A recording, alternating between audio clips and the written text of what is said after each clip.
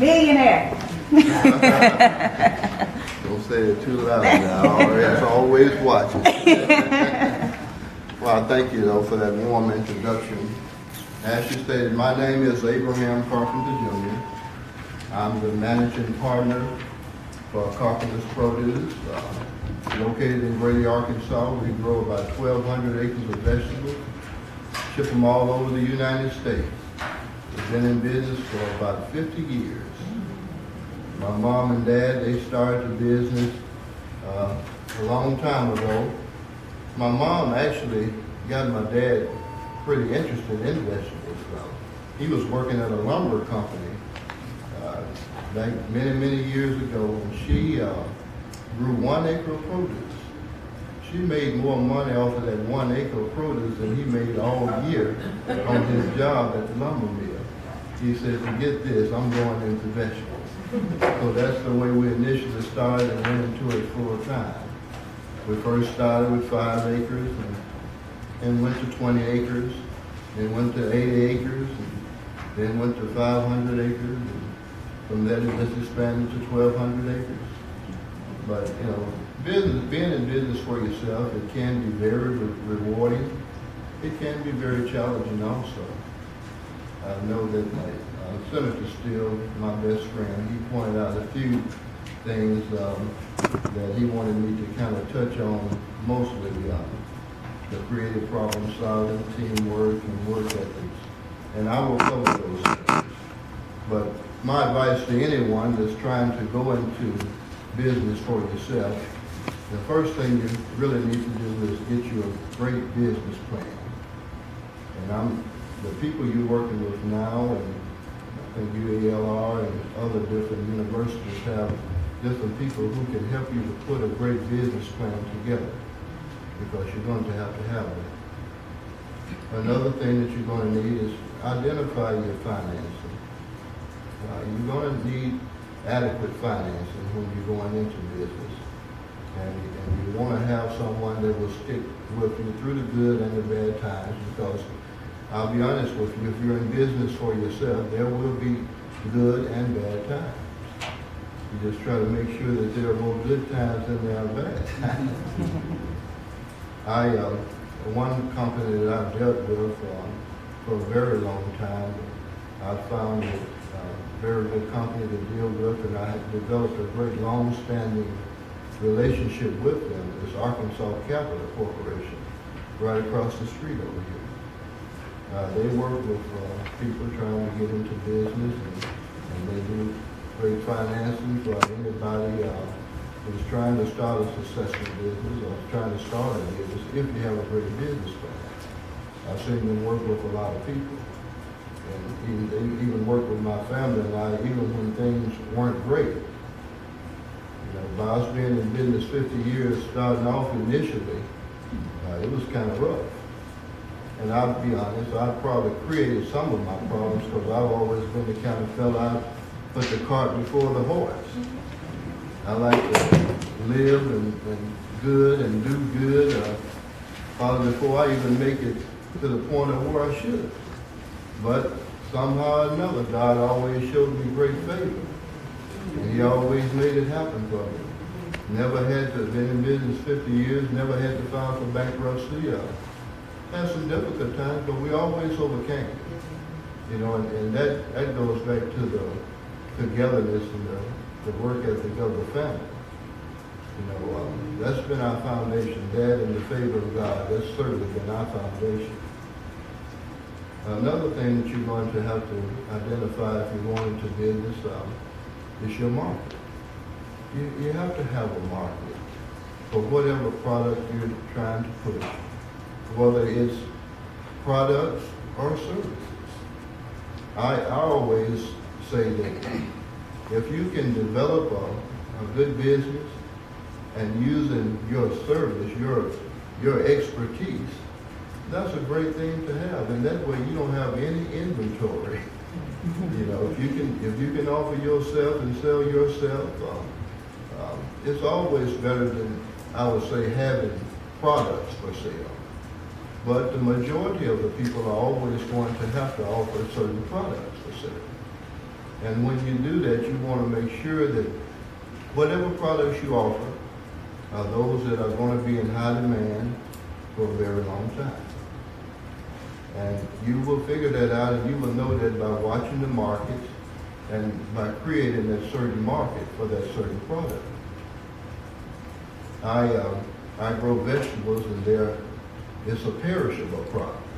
If I did not have markets set up where I could move all the product that I grow in a relatively short period of time, I would be up the creek without a paddle, because vegetables won't last no more than a few days.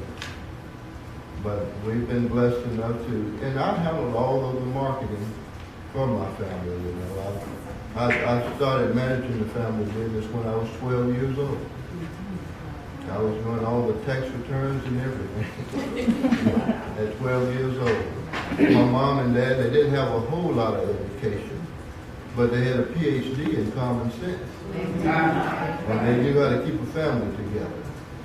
And with the love and the favor of God on the side, that's the main reason that we were able to be successful. Now, I was a pretty brilliant fellow in school, you know. I'm a straight A student, never had to pick up a book. My counselor, he told me, he said, "You're going to go to college, and that's the last thing you do." So I told him, I said, "Well, I want to go into the family business. I want to." No, you don't need to do that. You need to be a doctor, a lawyer. And he pushed me to try to go to college. At first, I started off, and I went and managed the family business. And I took it from 80 acres up to 500 acres. And at that time, we started rolling pretty good. When I graduated from high school, we started rolling pretty good at that time, because I took on the Kroger stores and Quality Foods and Metropolitan Foods and all of those guys, and they were participating because there was a great demand for fresh produce. Kroger itself, they were buying over $500,000 a year worth of product by themselves. And we've always remained loyal to the farmers market and to my stores, you know, because that was the grassroots level. That's where we started. And I don't care how big I get, I will always remain loyal to my own business and the farmers market, because that's where we started. And we have great participation from the black and the white, you know, and I consider that a blessing and favor from God. But I started off selling to all of those guys, and business just kind of expanded, and demand got more, and we just expanded acres more and more. I finally took on Walmart on down the line a little bit. Now, Walmart is the kind of person, they can take all of your product. You get hooked up with them, they'll take everything that you have to offer. The only reason I don't sell them everything is because I don't want to put all of my eggs in one basket. And that's another thing that you want to do. If you can kind of diversify and not put all of your eggs in one basket, that would be great for you when you're starting your own business also. But I continue to educate myself, even though the family business became successful, I continue to educate myself and study all that I possibly could. I've even taught at certain universities, like UAPB. I would go out and teach the ag and the business classes and all out there. They honored me with my doctorate degree out there at UAPB.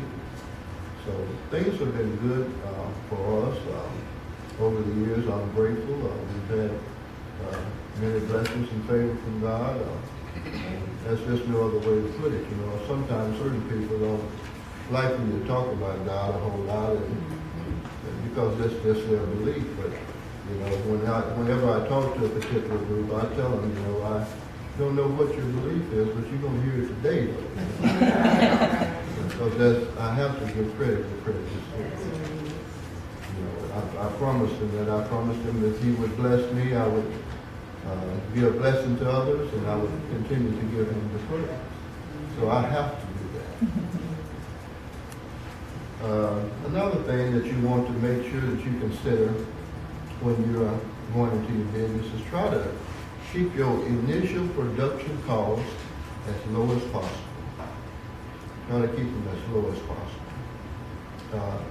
There will, whatever you plan, whatever you include in your business plan, I always tell people to kind of have a 20 to 30% margin of error to account for the unexpected. The unexpected will certainly come. And no matter how you calculate it or figure it to the T, you're going to have some unexpected things that will arise that you will not have accounted for. And you're going to need to make sure you factor that in, especially when you're considering your financing. Because the worst thing you can do is get into a business, get it going, start servicing people, and not be able to continue. Not being able to have the adequate funding that you need, you know. And some people now, I've seen some people, they will put you out there like that. They will put you out there on a limb and they'll saw it off, you know. Because they just don't want to continue funding. So you try to make sure you have adequate financing lined up, and if you can, try to line it up with more than one person. You know, if you got pretty decent credit, you know, you can get financing pretty much anywhere. Arkansas Capital, they do a lot of financing for people with not just A paper, but B paper also. And what I mean by that is that when the credit doesn't look so well. Because a lot of times a person's credit may not look well, not because they didn't want to pay their bills, it's because they got themselves in a financial position and just couldn't do it. And that's what I mean by the unexpected. The unexpected will always arise. And it's put a lot of people in a lot of predicament that they didn't necessarily want to be in. On the creative problem solving, you have to be creative and quick on your feet. You got to be able to come up with solutions for all the problems that can arise. And there will be problems. Anytime you having a business, starting a new business, there will be problems. But I will say to you that no problems are too hard to overcome. If you're willing to sacrifice, be dedicated, and work hard, you can overcome anything, especially if the favor of God is upon you. You can overcome anything. So you have to really be able to be creative and come up with solutions. And that's even on your finances. You got to be able to manage the money and be able to know where to move the money around to the certain places that you need it the most at the time that you need it. You have to be able to do that. On your teamwork, you know, I guess my family and I would probably be the perfect example of teamwork, because whether it's your family or your people that work for you, your employees, you have to work together in order to make the business successful. You have to have good employees that care about the business. In my case, you know, I was blessed with family who care about the business, and sometimes some people will say that your family is the worst people you can be in business with, you know? But it's been good for us, and I guess because my mom and dad, they're still around, they're 83 years old. And, I always, even though I manage everything and have sole authority to make all the decisions, sometimes I just like to sit down with them and consult with them on things that we're going to do, you know, out of courtesy and respect, because I think they'll do that. I've seen so many young people, if they get into positions on a job or in their own business, if they have an older person that's there, a lot of times they'd be so quick to force them out. They want to put them out and so they can take off and be gung-ho. But my advice to you is, though, your time will come. I've never been around, even when I was a school boy for 17 years, when the president and all the other people, I've probably been involved in over 60 different organizations, you know, and held the position of president at most of them. But I've never forced the older people out, because you can learn from them. You can learn so much from it, you know. Just be patient, and your time will certainly come if you just do the things that are right and show people that you're willing to work hard. People will notice. They will recognize that, and your time will come. But be sure that you got good people. If you're going to start your own business, be sure that you have good people to work with you and kind of watch your back, because you're certainly going to need that. And as far as the work ethics, you just got to be motivated. You got to be dedicated. You got to be willing to do it regardless, you know, whatever it takes. A lot of times a person thinks when they're going into their own business, they think that they got it made at that point. Well, I'm going to tell you that what that means is you're getting ready to work twice as hard as you're working for the other man. And because what you don't do, you don't have. You know, a person in business for himself, you can have, and your income will be based upon what you do, how you push your business. Those that have the extra are the ones that do the extra. And I've learned that, you know. We've always worked very hard, and sometimes it seems like progress is coming very slowly. But I promise you, if you work hard and sacrifice and be dedicated to what you're doing, progress will come. And before you know it, you'll be where you need to be. When I was in my early 20s and really trying to get the business really going and pushing the business, I wanted to take it to a different level. I had to sacrifice for about 7 years. Be totally dedicated, sacrifice. I had to pretty much give up almost everything for 7 years. But after those 7 years of applying myself and praying and fasting, when I emerged, I was where I needed to be.